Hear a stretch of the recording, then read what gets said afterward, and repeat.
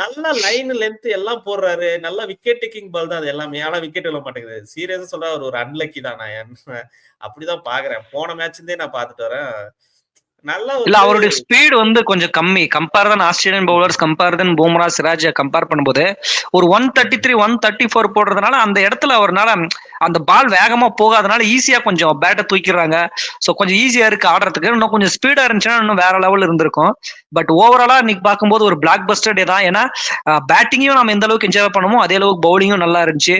ஒரு சேஞ்சஸ் வர நம்ம லாஸ்ட் வீடியோல ரிவ்யூ பண்ணும்போது சொன்னா சுப்மன் கில்ல தூக்கிட்டு ஆமா. வாஷிங்டன் சுந்தர தான் போட போறாங்க அப்படின்னு சொல்லிட்டு. ஸோ அதுவும் வந்து கொஞ்சம் வேற லெவல்ல இருந்துச்சு.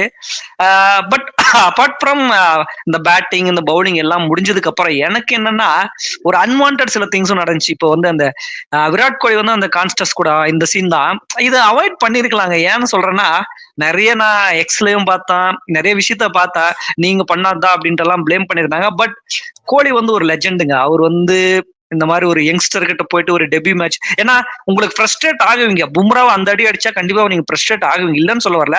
பட் வேற வழி இல்ல, நீங்க அதை அக்செப்ட் பண்ணிக்கு தான் ஆகணும்.